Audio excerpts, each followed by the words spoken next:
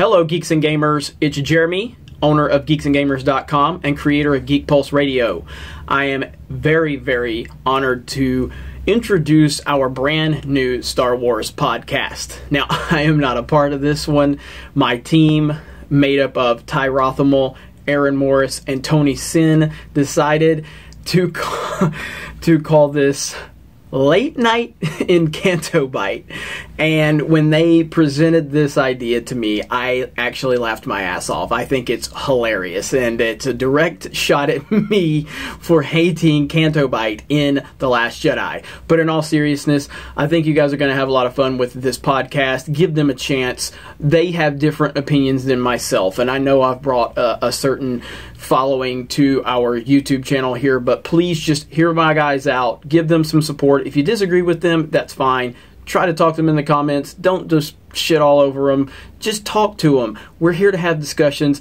It's a diverse group of people we have, so I'm really, really excited for you guys to hear this week's episode of Late Night in Canto Bight from Geek Pulse Radio. Everyone have a great day. We will talk to you later.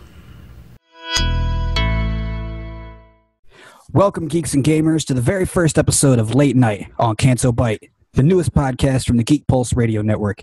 Obviously, we'll be discussing anything and everything Star Wars here on the show, and we couldn't be more excited to jump to light speed with all of you. I'm your host, Tony Sin, and joining me each episode on this trip through a galaxy far, far away are my co-hosts. First, you may know him as one of GPR Gaming podcast's hosts, or from notoriously getting into arguments with folks in our Facebook groups, Aaron, a.k.a. the new Mr. Switch. Yee. Also joining us is geeksandgamers.com writer, agitator of Supreme Leader Jeremy Griggs, and fellow Star Wars aficionado, Mr. Ty W. Ruthermall. Hey, thanks for having me. Hey, so how you guys doing? I'm good. Good. How are you, Tony? I'm good. Excited to have this first episode. Yeah, it is. It is pretty exciting. We've been talking about it for like weeks now together, the three of us. So yeah, kind of cool. Sit down and talk once again. Yeah, for sure. Yeah, it's nice. Few tests here and there, and talking through things with our Supreme Overlord, Jeremy Griggs, and figuring out all the behind the scenes that we're going to be doing. So I got to figure out a way to have people stop calling him that. I mean, the guy wears Crocs. So to call him Supreme and leader of anything wearing Crocs, I mean, I don't know. To me, that doesn't really fit. What if they were Star Wars Crocs? Okay, well. Even worse. Yeah. So, everybody, anybody do anything Star Warsy this past week or so? Well, last night, just in preparation, well, not really in preparation, but because of how much the three of us have been talking about, doing the first episode, it's gotten me just excited to watch Star Wars movies again. So, like I said, I usually put on a movie every night before I go to sleep. So last night I just watched The Empire Strikes Back, and then today, while I was eating dinner and getting ready for this, I've been watching Rogue One just because it's on Netflix. So cool. How about you, Ty? I've been playing a little Rebel catch-up. Just saw the episode where Darth Maul and Obi-Wan have their final confrontation, and I played a little Battlefront, and then there's been discussing all that news that's been coming up this week. So right, yeah, we'll get into that because that's some exciting shit right there. But yeah, man, that Rebels episode with Obi-Wan and Maul, man, that was some shit, wasn't it? Yeah, it was. A lot of people take issue with how quick and swift it was, but for me, it was perfect, and it made sense given the time period that it takes place in, because it's like about a year removed from A New Hope, so Obi-Wan's not exactly going to be doing prequel flips all over the place. So I liked it. I thought it, speaks very well to the mastery of the character of Obi-Wan, that he was able to take down this vicious motherfucker like Darth Maul like that. It's pretty awesome, and it goes to show that just because he's spending 19 years in a desert planet, that he still got it. Mm-hmm. And that's the show that's only available on the Disney app, you said? It's not only on the Disney app. It's on Disney XD, the channel and stuff. Star Wars Rebels. It's on. I mean, you can find it on the Disney app and stuff if you want to catch up. But it's regularly on Disney XD, and it's coming back. What is it? The 16th? The 19th. The 19th. Okay, yeah, and that's actually we'll be talking a bit about that on our next episode with the with that coming back. But as far as that, I haven't really done a whole lot Star Warsy. I did play some Battlefront. That's about it. I've been kind of encapsulated by other stuff. I was finished watching Altered Carbon and shit on Netflix, which is an amazing show. You guys better watch it. I started the first episode. Yeah, it gets crazy. It gets crazy. I still have The Punisher to finish. We'll see when I get around to Holy shit, man. Well, let's move along. And, since this is our first episode, and, some of our listeners might be familiar with you, Aaron, because, you're one of the hosts of Geek Pulse Gaming. But, and I've been on a couple episodes here and there, but Ty hasn't been on any. And we're going to use this time to kind of give the viewers and listeners a little bit more insight into us. So first, Ty, I'm going to go ahead and tell us a little bit about yourself, what you do at Geeks and Gamers. And when you're done with that, I have a couple questions related to Star Wars for you. For sure. I've been a news and opinion writer on the website for over a year now. I came in 2016, did a coverage of the Dunkirk prologue that played in front of Rogue One. So even from my inception here at Geeks and Gamers, I've been slightly tied to the Star Wars world. And now I also run the Twitter page, and now I'm doing this podcast with you fine gents. Awesome. That's awesome. So now for the questions. So how long have you been a Star Wars fan? In a way, since I was born, because it's in your blood.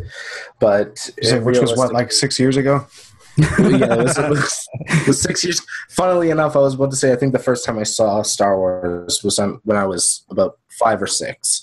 So my dad sat me down in front of this 10-inch TV, and he's like, "Here, watch this." And I was mesmerized, loved it, and I remember being so shocked and not entirely grasping the Darth Vader reveal in Empire Strikes Back. And I've always loved the lightsaber fight at the end of Return of the Jedi between Luke and Vader. To me, it is still the pinnacle of lightsaber fights in the saga. And so, yeah, ever since I was 5 or 6. Okay. And so favorite Star Wars film? My favorite is Return of the Jedi. That's not exactly the most popular answer because everyone's like, so you think it's better than Empire Strikes Back or A New Hope? And I get a lot of crap for that. And it's like, well, no, I love all of them equally. It's just there's things in Return of the Jedi that hit me in a certain way that just puts it over the edge. I don't think it's any better per se than Empire or anything like that. Yeah, that's fair. It does. You don't have to think it's a better film for it to be your favorite. Okay, so favorite Star Wars. Ask me what my favorite Batman movie is, and I'll have a similar answer to what Ty just said. Oh boy. Okay, so Ty, favorite Star Wars character or characters? Oh boy. You know what? This I was about to be like, that's tough, but actually it's Ben Solo. Kylo Ren, really, over the past 2 films, especially in The Last Jedi, just the character development, the raw emotions that Adam Driver brings to that role, everything about him, I just find so interesting, and I enjoy every second we get with him, and I'm so anxious for Episode 9 just to get a little bit more of that. Fair enough. That's a good answer. Okay, and final question: Jedi or Sith? Jedi. I need a green lightsaber. It's as simple as that. All right, fair enough. All right, Aaron. So tell us a bit about yourself and what you do here at Geeks and Gamers. I don't know, man. I just do whatever I can or whatever I'm told to do, basically. But I definitely co-host the gaming podcast. We're about to do our 20th episode next week, so nice. I've been doing that. Adminning in the group. Was doing Instagram for a while in the beginning. I'm helping Ty out here and there with Twitter whenever I remember to get on there and do that. But I've kind of got my hand in a lot of different places in Geeks and Gamers right now. So, and this is one more added to it. So cool. Well, ready to overwhelm you some more. Yeah. All right. So questions for you. How long have you been a Star Wars fan? Probably since I was I don't know, 6 or 7, Oh, maybe a little younger, maybe kindergarten. I figured you were around. I when would it say first I came was a out. fan. Yeah, hilarious. I've always liked the movies ever since I saw them, but I never considered myself like a hardcore fan. You know, probably the way you guys have always been. I considered myself a much bigger fan, and this might come as a shock, but the Force Awakens kind of pushed me over the edge. And I've always liked all of the Star Wars movies. I've always been a fan, but that movie made me like a fucking freak about it, basically, you know. So Right. Fair enough. Favorite Star Wars film? The Force Awakens, It's a good answer. hands down. I think that's a good answer, to be honest. All right. Favorite Star Wars characters? I almost wanted to just copy what Ty said because I feel the same way about Kylo Ren too, but I don't know, man. I really like BB-8 a lot. Like, I don't know why. I really don't have a great explanation for why I do. I like him so much that I went and got a tattoo of BB-8. Nice. But to be honest with you, like, there's something about Rey that I really, really enjoy. So I'm going to go with Rey and a shout out to BB-8 on the side. Right on. Okay. And finally, Jedi or Sith? Can I pick both? Can I just go half and half? Sometimes I feel a little more Sith. Sometimes I feel a little more Jedi. So it just all depends on the day. We can make you a gray Jedi, even though those aren't canon anymore. Okay. Well, Cool. That's fine then. Great. Cool. All right. So I guess me, I'm Tony. I've been with Geeks and Gamers in the group now for about 3-4 years, something like that. Been writing for the website for about 2.5, 3 years. I do that. I used to admin and stuff in the group, but I kind of moved away from that. Also recently became the lead writer for the website. And I've been delving a little bit into making YouTube videos, mostly so I can combat Jeremy's Star Wars hate disguised as love. Somebody's got to. I haven't done a whole lot of that, but I'll be getting into that more as time progresses. And now I'm doing this, and I've been fortunate enough to be a guest on multiple times on the gaming podcast with you guys, and I was also on GPR Prime once, and that's about it, I think. So as far as that, I've been a Star Wars fan since I was about 3, 4, 5 years old. My grandmother, my father actually, he was around when they came out, so my grandmother, one day rented these VHS tapes. If you remember, those are like they work in a VCR. Ty doesn't know what that means. No, I own the VHS tapes of the original trilogy, so take that. Yeah, come at me with how young I am, but I'm old enough to know what a VHS is. Well, yeah, so she rented them and like popped them in, and I was in love. And immediately after, she's like, "Well, check this out." Busts out like almost every single old 70s and 80s Star Wars action figure that was my dad's when he was a kid. So I have like a whole treasure trove of fucking original shit. I'm talking like Millennium Falcon, Death Star playset. So you're basically sitting on millions. No, because they're in shit condition because they were played with when he was a kid and as I was. Had we taken a little bit better care of them, I would be sitting on millions. But so that's that. My favorite Star Wars film is Episode 3, Revenge of the Sith. I know everybody not everybody, but a lot of people like to hate on the prequels, and I just get shit over picking that one. But I just love finally seeing Anakin become Vader. And as Ty said, the pinnacle of lightsaber fights was Return of the Jedi. In my opinion, the pinnacle is Obi-Wan and Vader on Mustafar. Like, it doesn't get any fucking better than that to me. Because, besides the anticipation of waiting since I saw Return of the Jedi, since I saw A New Hope, seeing, well, these Obi-Wan and Darth Vader, they got a kind of history. Finally getting to see that on screen, it was over. It was over for me. I love that movie. My second favorite, I'd probably have to give to Force Awakens. So I'm not one of those people that are gonna give you shit over loving that movie. But I can't wait for the fucking YouTube comments in here. Yeah, oh yeah, man.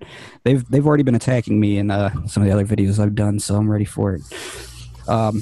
Favorite characters, I can't narrow it down to just one, but I will say I'm becoming a big fan of Kylo Ren, like Ty said, because of everything that he said. Boba Fett, I'm sorry, I know he's fucking in the movie for 10 minutes, if that. Mandalorian Mythosaur skull tattoo right there, man. And it is one of the more badass just costumes and designs of the entire film. Oh yeah, like the whole series, like just the look of Boba Fett it's just incredible. And probably Darth Vader / Anakin, because he's just the shit. And special shout out goes to Ahsoka Tano. And Jedi or Sith, absolutely Sith 100% of the way. Well, fuck yeah, man. You want to jump into this news? Yeah, man. Aaron, hit us with some news. Cool. All right. Well, the first small piece of news is Disney is developing multiple Star Wars shows for the upcoming Disney streaming app. So as the three of us talked before, this is a little bit more your speed for the two of you guys. So I'm going to let Ty jump on this first and just give us his thoughts about these shows coming up. It's good to know that there's multiple in development, but it doesn't really do anything for me in terms of lowering or heightening my excitement, because we know literally nothing about them. We know nothing about who's involved. And so it's just a bunch of rampant speculation and nothing concrete. But I do have concerns because Marvel, or with the Marvel properties that are currently on Netflix, and we assumed that they would be absorbed into the Disney streaming service, they're not actually going to be. The word is that they're going to be put onto Hulu, which isn't available in Canada. And so my fear is that this entire Disney streaming service isn't going to be available in Canada at all. And so that's a bit worrisome for me. That's the biggest bit of news that's not even directly tied to this. It's just like I might not be able to get this content as easily as everyone else. So I'm Canadian, by the way. That right, but the whole, I didn't know about that, but that seems to make absolutely no sense to me as why a streaming service wouldn't be available, in that country. It's like that's weird. It's like I try to watch Conan O'Brien clips and it'll come up and it's like not available in your country, and I'm like, why not? I'm right there. I'm right above you. Right. What did we do? What did we do wrong? You're too nice. Tony, you got anything on these upcoming shows, man? So, and real quick before you start, so Ty, that's the thing. There's literally no actual concrete news other than they're coming up with more shows. Mm-hmm. So not names of shows, not what they're about, what sort of universe it's going to take place in, nothing, no timelines, anything. It was really nothing that we didn't already assume. It was just when they said we're doing a Star Wars show, I took that to mean we are doing a Star Wars show coming out in 2019, and then we'll do many more after that. That's all we know. Yeah, I mean, I think Ty pretty much hit the nail on the head there. I mean, it's exciting because Star Wars, and I mean, at least to me, more Star Wars for the most part is usually good, unless we start getting into where it gets oversaturated and we start to dip in quality. But I mean, as long as they're good, and as long as there's some reputable directors, writers, actors tied to them, I think it'll be cool. But like I said, like Ty said, there's nothing really to quite get excited about yet. But it's still an interesting piece of news knowing that there will be multiple. Cool. The second piece of news that we wanted to cover was the trailer. The solo teaser trailer from the Super Bowl. Then the following day we got a proper trailer. You skipped something, actually. I did? Yeah. Oh. Well, go ahead then. Hit me with it. Actually, the second piece was... Battlefront. Yes. Battlefront. My bad, yep. Sorry about that. Clone Wars DLC and Battlefront. Just hints at that. Character customization, conquest mode. Tony, can you fill me in on what conquest mode actually means for that game? So, conquest mode, I don't know if you ever played the old school Star Wars Battlefront that was on original Xbox. It's been a long time. Right. So, there was a mode called Conquest Mode, which was basically just a much bigger mode, and you could go from like land battles up into space battles, like all in one fell swoop. And it was just a much bigger, much more cohesive, and more exciting match. It's kind of like the Galactic Assault match, kind of, in Battlefront 2 that we have, but not quite as expansive. And a lot of fans really wanted something like that in these reboots or whatever the hell you want to call them of that EA is doing. So that's what that's all about. A lot of people are wanting that, and they're kind of thinking about bringing it in. They're not sure if exactly porting it over is the right way to go, but they're working on satisfying the request. So that's that. I think, to me personally, I think the best news here is the Clone Wars stuff. I mean, that's awesome. I would love to see an actual, I'd love to fight as Obi-Wan. I'd love to fight as Ahsoka. I'd love to fight as Grievous, Count Dooku, things like that. I feel like that is the only part of that news that would maybe bring some people back to playing the game, just because I know a lot of people were so turned off by just the bullshit that, the microtransaction shit and all that stuff. And I'm sure that a lot of people were turned off to playing the game, especially after EA came out saying like, hey, more microtransactions, fuck you guys, basically. But I could see Clone Wars characters kind of like bringing some people back, especially people like you. They're like, yeah, Ahsoka and everything like that. So, yeah, for sure, it's exciting for sure. Hopefully, they do it right, and because the big problem with the original Battlefront is they gave us extra characters and stuff, but a lot of times they gave us people that no one gave a shit about. Like, why are you letting us play as like Dengar? Like, nobody cares about Dengar. Nobody cares about him. Is there any games where you can play as Greedo? Is Greedo in Battlefront 2015? I think so. I think Greedo is in Battlefront 2015. I might be thinking of Bosk, but who knows? They're both weird green guys, so... Yeah, you might... He might be. I can't remember. I think he was. I think Bosk... Yeah, and that's another thing. Like in this one, Battlefront 2, nobody wants to play as Bosk. Nobody.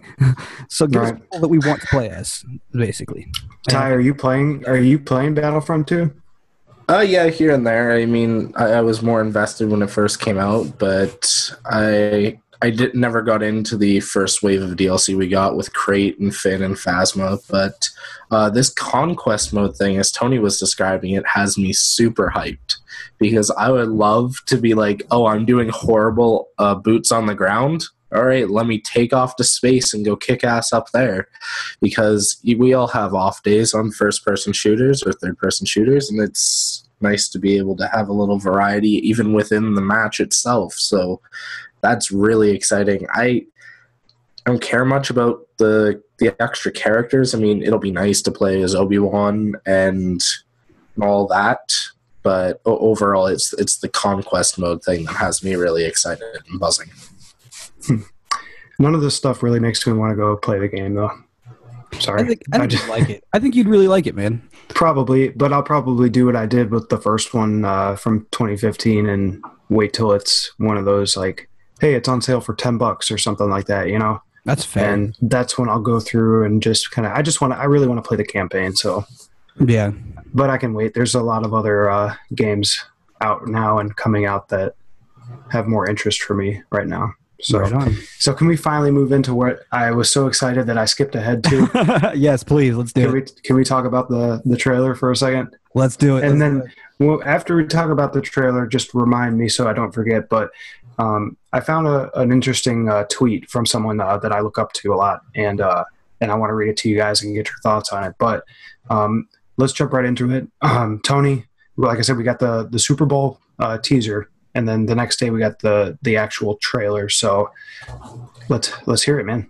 What do you think? So let me just preface this by saying I was never one of those people that were like talking down on it. Like I was never one of those people that were like, we don't need a Han Solo movie. Nobody fucking cares. Blah blah blah. I was, hey, it's Star Wars. I'm excited for it. And call me a blind fan. Call me whatever the fuck you want. But I love Star Wars, and I'm going to be excited if there's new shit to watch. But ultimately, I think I liked the Super Bowl teaser more than the teaser that came out the next day, because I don't know, it wasn't that the second one was necessarily bad or anything. I just really, really liked the how they focused a little bit on Han kind of enlisting in the Imperial Navy and stuff, and they showed more of that in the teaser, and then they almost didn't show any of it in the second one. And I think that stuff's really cool because that's stuff from, the old expanded universe that Disney took away from us, and it's cool to me that that's a part of Han Solo's character that they're not getting rid of. That was an integral part of him, and that was really exciting to me because the Han Solo books, where they go into his backstory, some of the best Star Wars books you're going to find.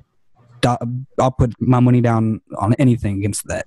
So the fact that they're at least keeping some stuff from the old expanded universe makes me excited to see, what else they might bring. And even if they don't, at least they're getting a lot of the core characteristics that makes Han Solo. At least they're keeping some of those. And there was a lot of cool imagery in it. It looks like a beautiful movie, like, any Star Wars movie is going to these days. And it was cool. There we saw Twi'leks in one scene. We haven't seen those in a few movies now since the prequel trilogy. And so that was cool. And Amelia Clarke is Bay, so it's cool to see her. Watch your mouth. Watch your mouth, boy. That's right. Aaron does have a Daenerys tattoo, doesn't he? That is right. Ty, you want to jump in here, man? I was really curious to get your thoughts because I was wondering if they would conflict with Tony's at all. They do, but real quick, Tony, you brought up the Twi'leks. In the background of one of the shots, one of the characters kind of looks like Hera. It's probably not. She'd probably be too young at that point, but it made me go, is that Hera from Rebels? But I don't really think it is. So my thoughts on the trailer, though, are it looks completely fine. It looks serviceable enough.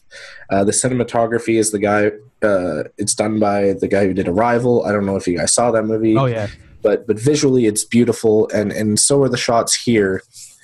But all of that was decided upon in the Phil Lord and Chris Miller era and all that. And so, but where my issue really comes in is in Alden himself. All of his line delivery, it was clunky. I didn't care for any of it. And especially that last line where, and I'm not usually one who's like, ooh, it's not in line with the character I know. Like, it really caught me off guard to hear Han go, oh, I thought we were in trouble there for a second. Han would never say, I thought we were in trouble. He would just go, yep, had that under control. It was no issue. I nailed it. And so hearing that, and it makes me physically cringe, and it made my roommate cringe too, who isn't as big of a Star Wars fan, but I showed it to him, and he was like, ooh. But with that specific line that you're talking about, couldn't that be, that's the Han Solo that we know, what you just said. He would say, nailed it, and all that confidence that he exudes. That's the Han Solo that we know as an adult. I mean, maybe he didn't have as much confidence when he was that age, where that's being portrayed in this film. He kind of grows into that as time goes on. For sure, but he also, I never got the feel of Han Solo, and I get that he's going to be coming into his own, and I get that, but I felt that there was just such a huge disconnect. It was hard for me to even say, look, we might get that throughout the movie, what I'm wanting, but it feels weird to me that they would start off marketing by showing us this Han Solo that we're unfamiliar with, especially with all of the bad press that this movie has had. So I thought it was a lot of weird decisions that they made with the character and how they presented him here.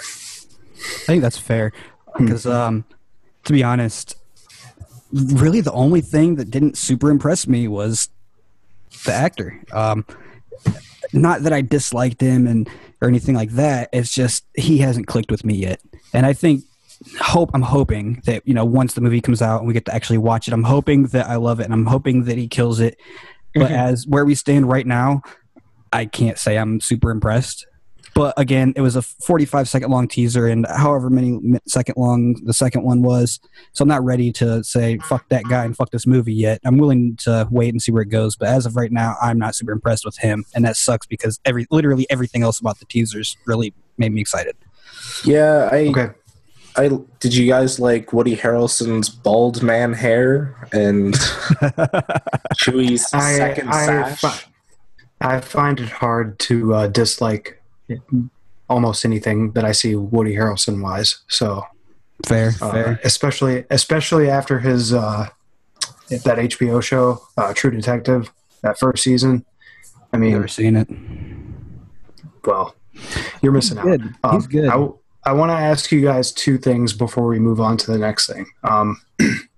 So the first thing is on the Geeks and Gamers YouTube channel, which you'll see this video on. Jeremy had made a video about the the Solo trailer, and one of the quotes he had made in that video was, "This looks like a generic science fiction film and not a Star Wars movie." Do you guys agree or disagree with that point? Absolutely not. I mean, I hate that sentiment, and I've seen that.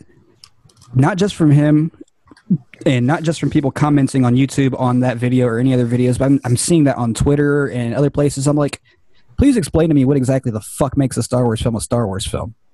Like, I mean, I don't think that we have what we know and what we've had since 77, but Rogue One didn't feel like a Star Wars movie at first to me. That's not, but see, I see the thing I think is cool is they're not just trying to make copies. They're trying to create different ambiances with movies. Rogue One to me was like was pretty much a war movie, you know? And this is from what I'm hearing and what it looks like, it's going to end up being a heist movie. And I think that's cool. But it still has everything that makes Star Wars Star Wars. Granted, there might not be lightsabers of the Force in this particular story, but it's still Star Wars. And I just think that whole mindset of this doesn't look like Star Wars, it doesn't feel like Star Wars is fucking stupid. Please explain to me what exactly is Star Wars.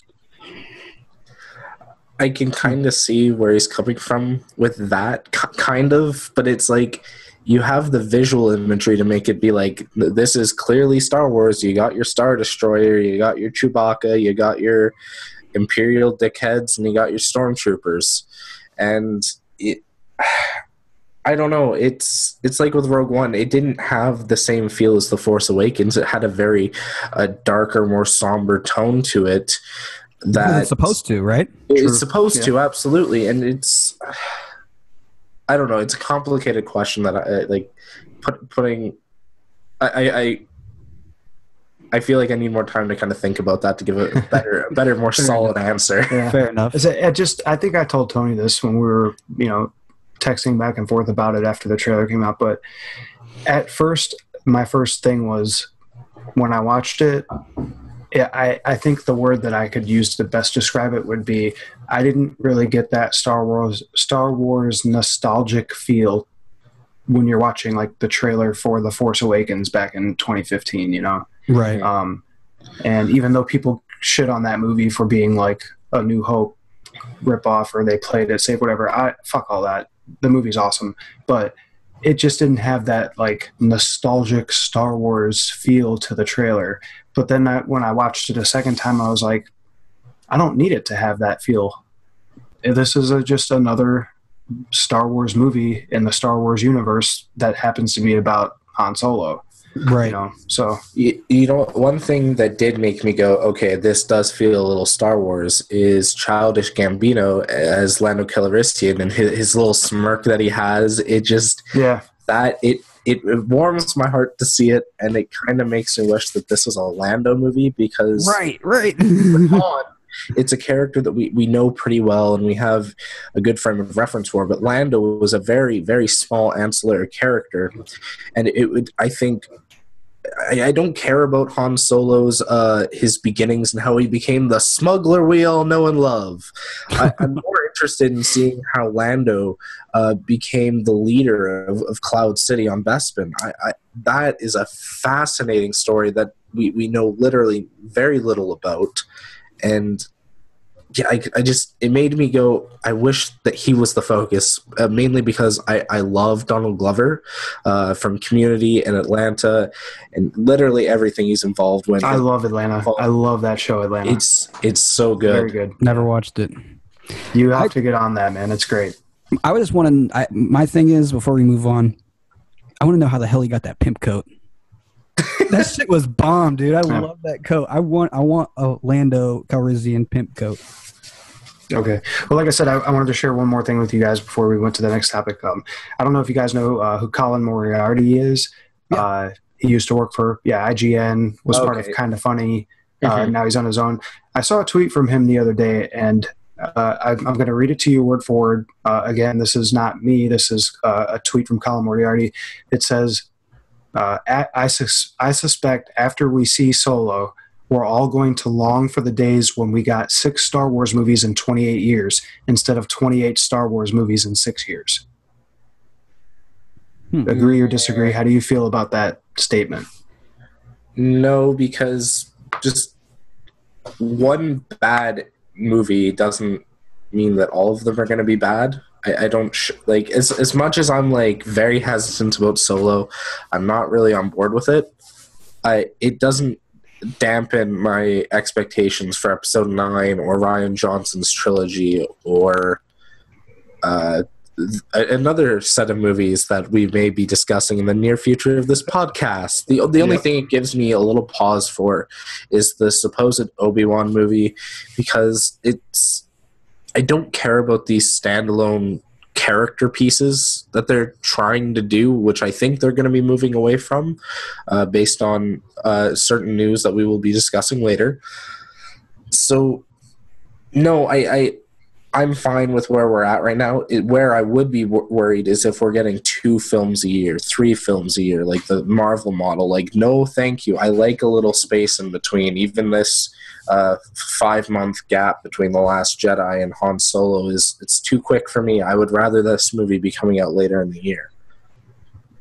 Tony? I pretty much agree with what Ty said. I mean, if this movie's bad, no, it's not going to make me say, oh, well, fuck, I don't want to see this much Star Wars. I mean, this is the kind of shit that I was waiting for, since I was a kid, after, Revenge of the Sith, it was how many years since we got Force Awakens?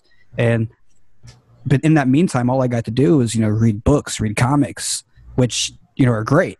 But at the same time, you want to see these characters on the silver screen.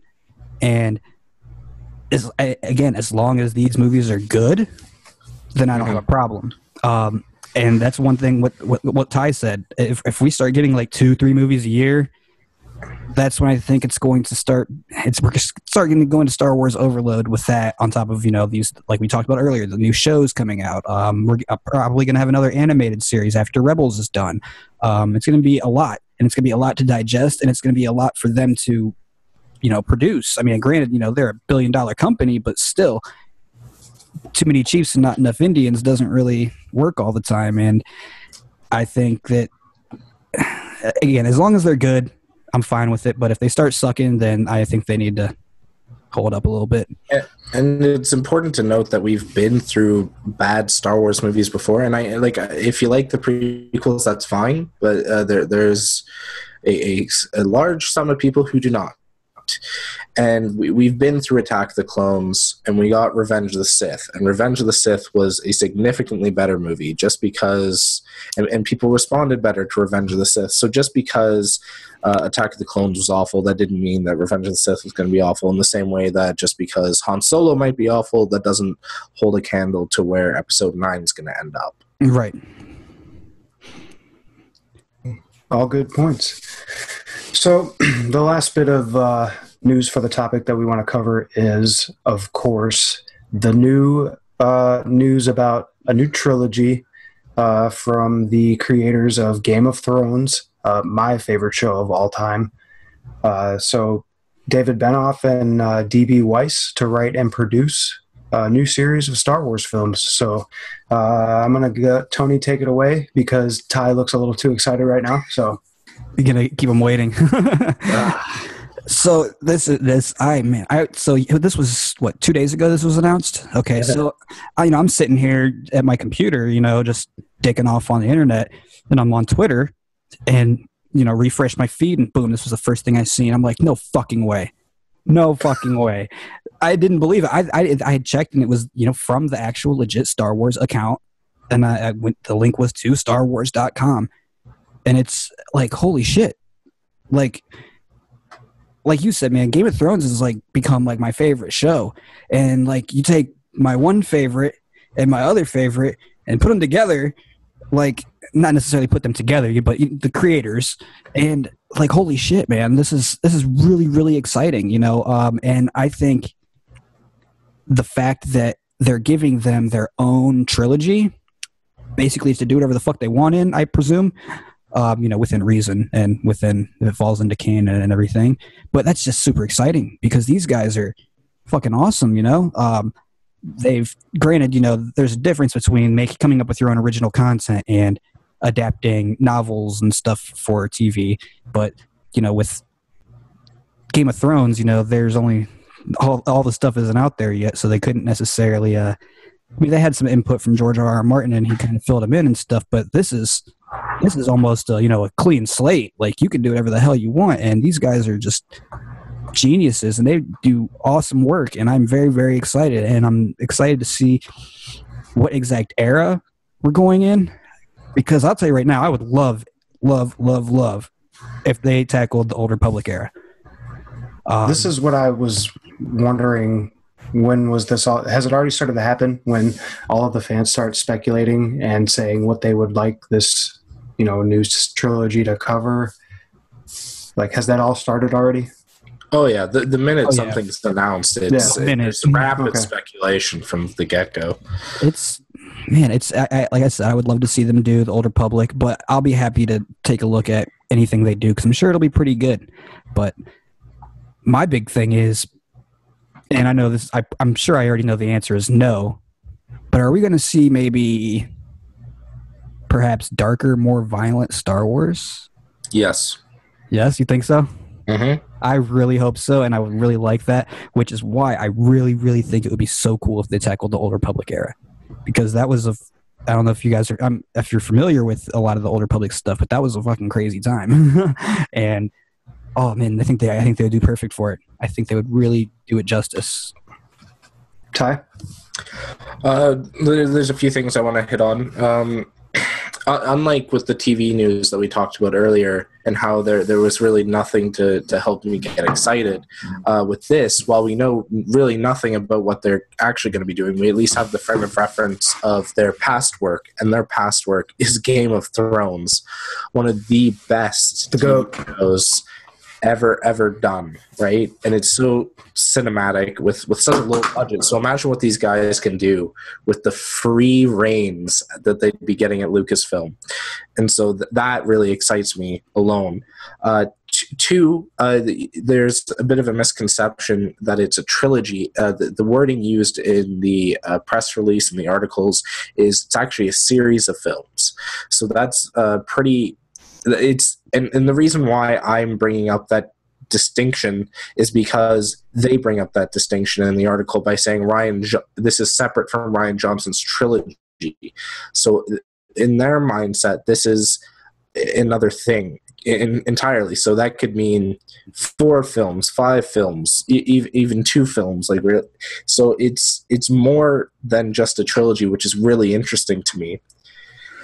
And also, this does confirm that Rian Johnson is still doing his trilogy, which I had no doubt about, and I don't think you guys had any doubt about. But there are some people out there going, Disney is so upset with how Rian Johnson performed with The Last Jedi. And it's like, you got to keep in mind, Disney was there every step of the way going, yeah, we're fine with what you're doing. We're on board with it. Bob Iger read the script on a plane and went, yeah, absolutely, picture perfect. Do not change a thing. This is what we're doing. They were behind it 100%. So to blame Rian Johnson fully and thinking that Lucasfilm is going to have some sort of issue with Rian Johnson is ludicrous to me. But that's a discussion for another time. And Tony, you brought up that you want this to be a darker set of films. And I do think there's room for it, and I think we're going to get it. I don't think we're going to see them go past the go to rated R, but I think they're really, really going to push that PG-13 boundaries, and that's pretty exciting. And as for what it will be, there is a lot of people saying that they would like it to be Old Republic. I'm one person saying, please no, because I get the appeal for it. I really do. But for me, I have zero interest in seeing armies of Jedi and Sith attacking one another. Well, see, they don't have to do that. They don't. Well, exactly. That's true. Canon. That's true. It's not canon anymore, so they don't have to make it exactly like that. That's exactly right. And so they could do it more story-based like they do with Game of Thrones, where it's more about the characters than the big battles. But when the big battles happen, it's awesome. So I could be on board with it if that's the direction they took. But the thing is, I just want something entirely new that we have never experienced before.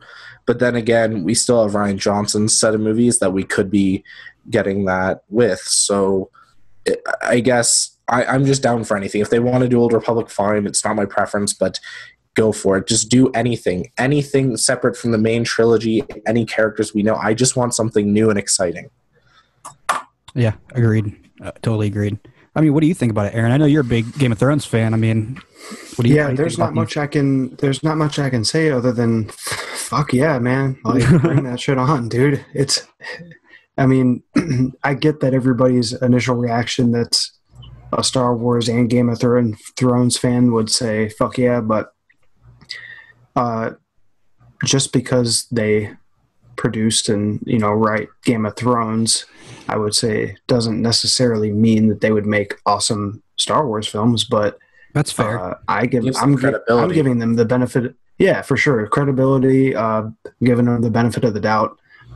They can obviously write and produce great film or television. I mean, so yeah, but I'm in the mindset of, a more laid back casual fan perspective, as in more Star Wars. So fuck yeah, I'm down. I mean, that trilogy of movies, whenever it's set to come out, already has my money for all three. So whatever, man, I'm ready for it.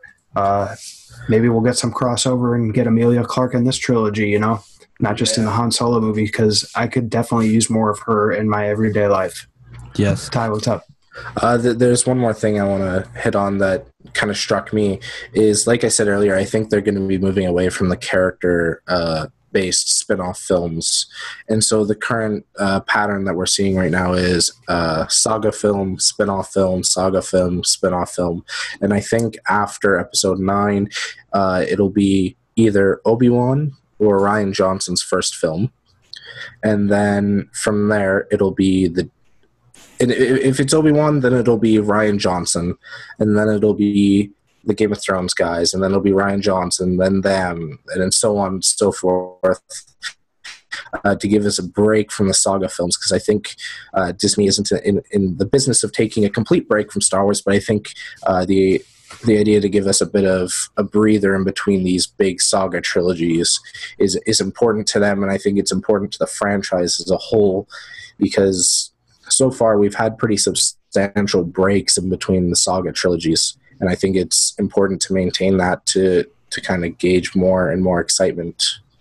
So that's just something that came to mind with all of this. Fair. Yeah. Hell yeah.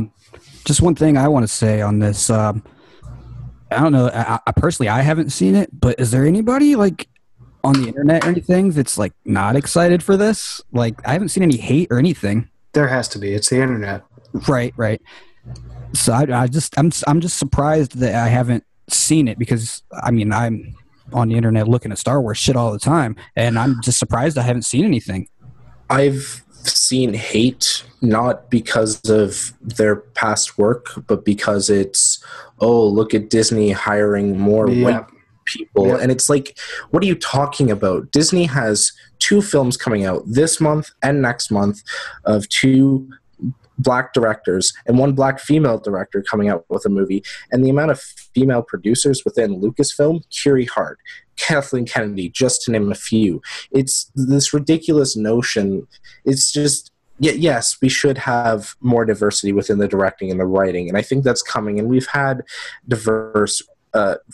female writers with the Marvel films, which is another Disney property. So it's that there has been a bit of backlash, and it's unjustified. I could go into a whole rant about it, but I don't think we would really want to delve too deep. That's a different podcast that I'd love to be on. Podcast. By the way, yeah. So let's transition into a couple of questions from the community that we got. Excellent. I'm going to keep it short. Probably just do a couple of them since I know we're running a little bit long for the opening show, which is fine though. So the first one I'm going to start with. Scott Erickson, a member of the community and a friend of mine. Shout out to Scott. Scott. Now this is something. Yeah, I wanted to ask. He asked two questions. I'm only going to use one of them, and I feel like maybe I don't know if I was living under a rock and just didn't know about this, so that's why I'm picking this one. What are your thoughts on Andy Serkis teasing Snoke's return in the next episode? Did that happen? And I'm just completely unaware. Yeah, actually, Ty and I talked about that when we did the second test. That was one of the news pieces that we decided to touch on for a second. Yeah, I mean, it's not like he's out there saying, well, hey, you never know what could have happened. Snoke could be back. But he was more along the lines of, it's Star Wars. Who am I to say? But it came off more along the lines of either A, I can't say anything either way, or B, I don't fucking know. Mm-hmm. For me, it just came off as anything's possible because it's Star Wars. So, I don't know. I would like to see him return in a flashback, like seeing Kylo Ren's maybe initial training. But the one thing I do not want is Snoke to actually still be alive. Right. Because it would completely undercut Kylo Ren's emotional journey that we went through in The Last Jedi. And Tony, we talked about the importance of that and how important it was for Ben to kill Snoke. Because he's now killed a second big figure in his life, Han Solo and now Snoke. And so it'll be interesting to see, because he made a third attempt with Luke. And so it'll be interesting to see him attempt to murder Rey in episode 9. And maybe he killed Leia in between 8 and 9. So I don't reckon we'll get Andy Serkis back as Snoke, but I think we could get Andy Serkis in another role because he was just mocap, and we could get him as a regular human boy. So who knows? Yeah. Awesome. So the next question I'm going to pull is Alicio, our buddy from the group. He wrote sort of a paragraph, but I'm just going to shorten it down to the meat of his question. So the criticism from Kathleen Kennedy and how she's handling Star Wars. He wants to know, should she step down?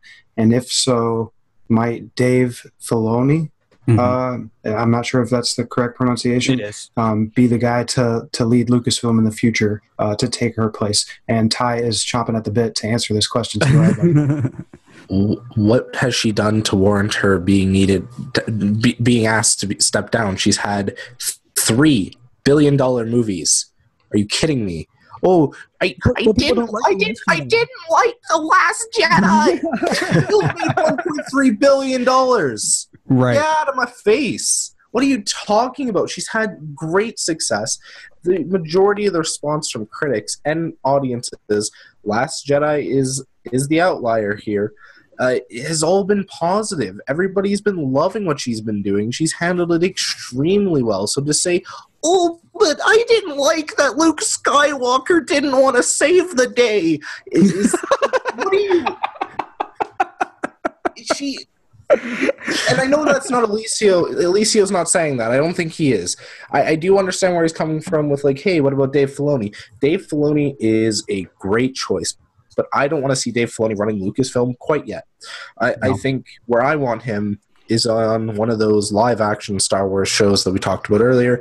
I think he would be best served there for now, and maybe eventually later down the line. But who knows? Like, who's to say he's even interested in that? I think he's perfectly happy running the the TV world right now, and he's doing a great job with Rebels, even though I do have some issues with the pacing, but that's not so much him, that's more Disney going, come on, we need more episodes to pad it out. So, no, I don't think Kathleen Kennedy needs to be fired. Despite what some people have been saying, maybe some people directly involved with us, but who's to say? Tony, what do you think? I think I'm in the same neighborhood of what you're thinking there, man. It's I love Dave Filoni to death, man. Dave Filoni has put out, possibly one of the best pieces of Star Wars lore that's not the movies in the Clone Wars, and dude's a fucking genius, and I'll never say a bad word about him. But like you said, maybe down the line. Maybe one day if Kathleen Kennedy decides she needs to retire, then okay. Yeah, I think Dave Filoni would be a great choice. But I think he's much better suited to working on their television division, and I really think, like you said, that he would do some good on these new series that are coming out.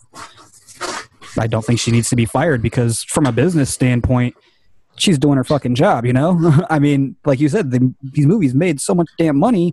And regardless of if people didn't like The Last Jedi or not, people are still going to go fucking see Star Wars. They're still going to go see Episode 9. They're still going to see Han Solo no matter what they pretend.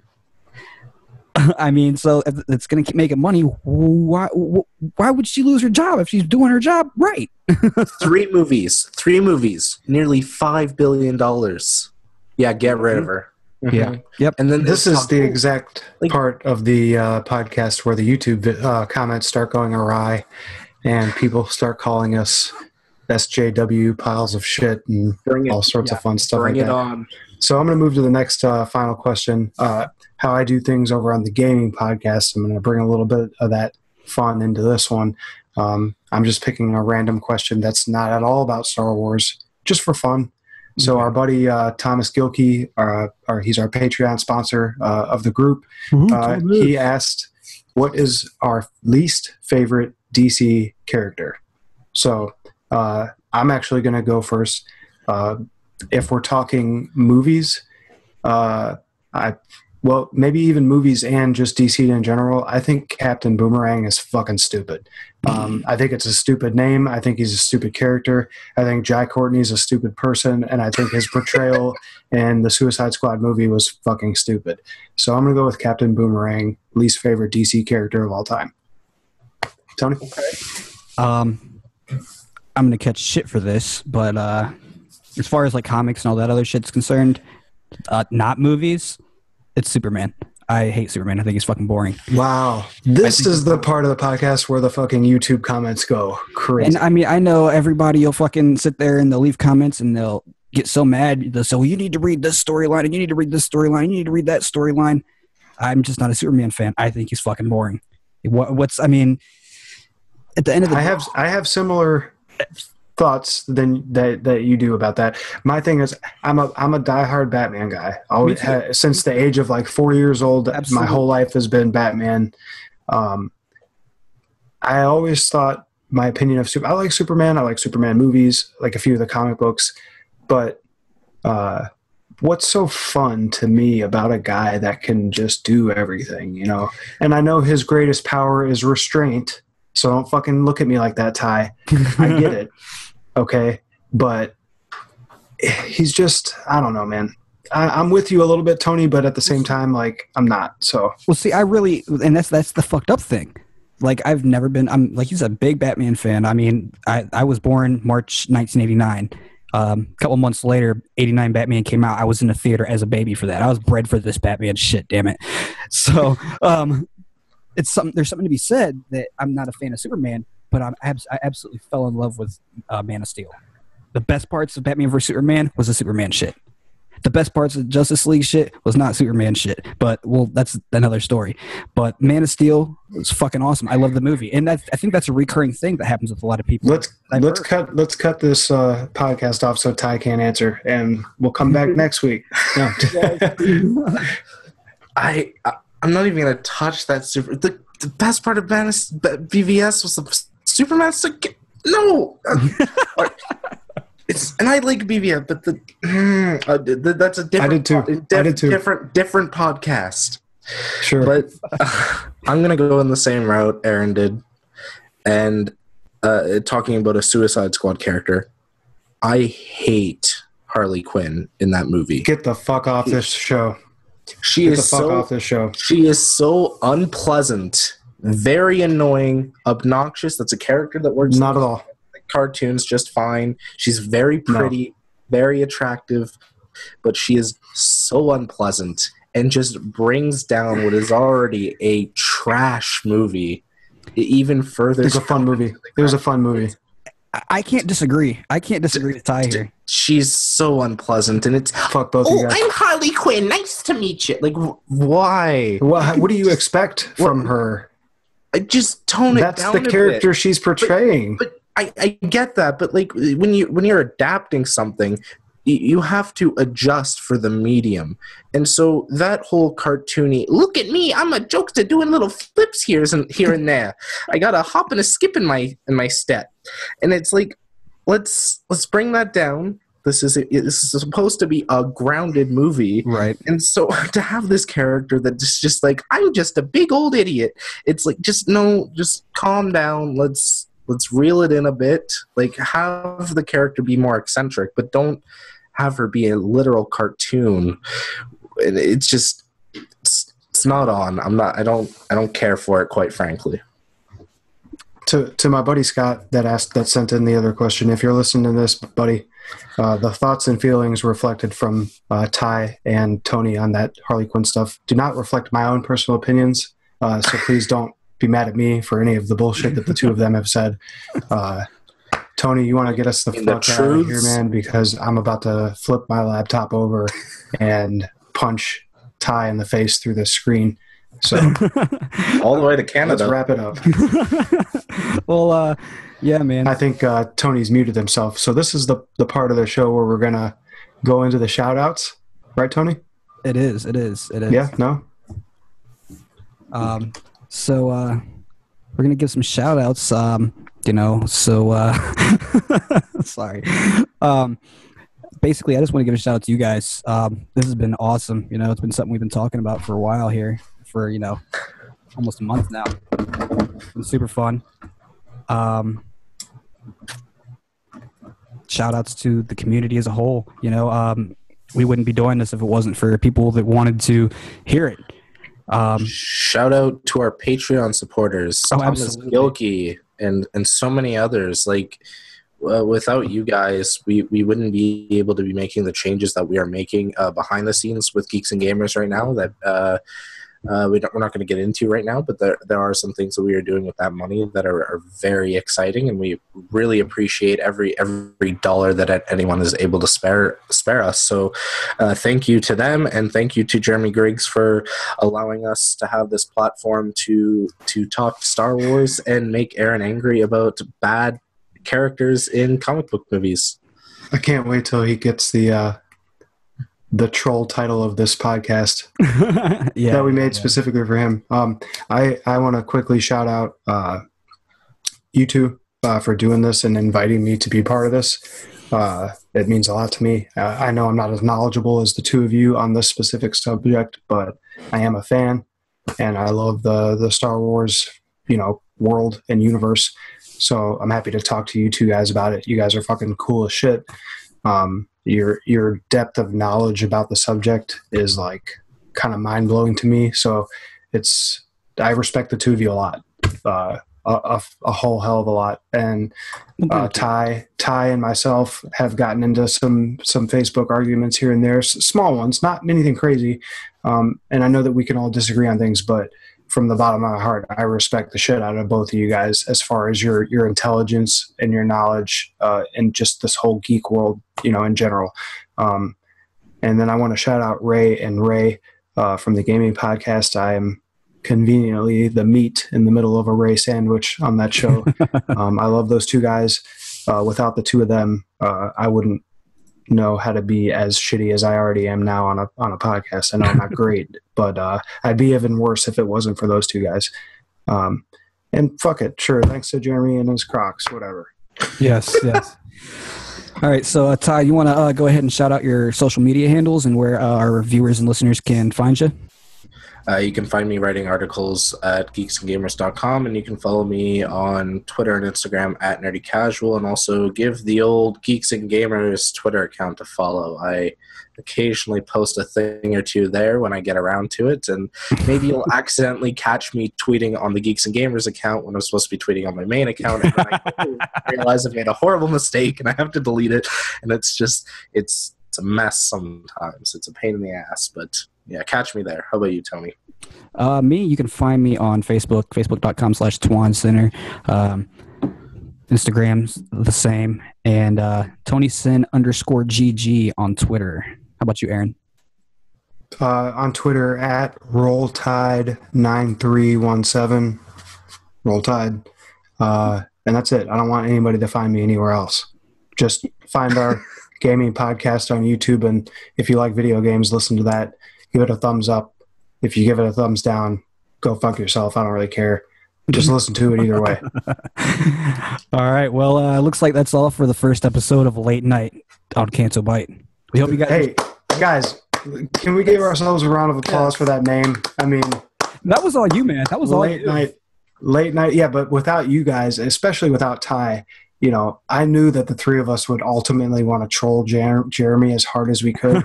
And I feel like with the title of this show, it's just our ultimate, like, you know. I think so. The title was always going to be rooted in sarcasm in one way or another. The original title was, another Star Wars podcast. But Late Night on Canto Bight is just, it's exquisite. It is.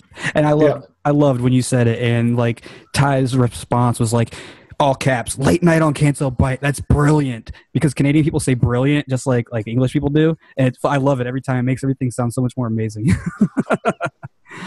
But all of us, we hope you guys enjoyed the show. If you did, make sure you share us with a fellow Jedi or Sith in your life. Feel free to send us feedback on Geek Pulse Radio Network's Facebook page or Twitter. Make sure you follow all things Geeks and Gamers by subscribing to our YouTube channel, which is right here where you're watching this. Unless you're listening to just the audio, then go to YouTube. There is where you can find enough Star Wars rants from Supreme Leader Jeremy Griggs to either piss you off or make you super happy if you're into that. Plus tons of other awesome content like our other Geek Pulse Radio Network podcasts, such as Sports Wars and, as Aaron said, Geek Pulse Gaming. And you can also join our main Facebook community to engage in awesome conversation about anything and everything geek-related, including but not limited to Star Wars, at facebook.com/groups/geeksgamerscom. And if gaming is your thing, you can find us on Twitch at twitch.tv/gamingwithgeeks. And you can find us on Twitter at geeksgamerscom, and on Instagram at geeksandgamerscom. And if you're enjoying the content brought to you by Geeks and Gamers, feel free to support us via Patreon at patreon.com/geeksandgamers. Thank you so much for tuning in with us. It's been a lot of fun. We can't wait for our next episode. We will catch you next time, and may the Force be with you.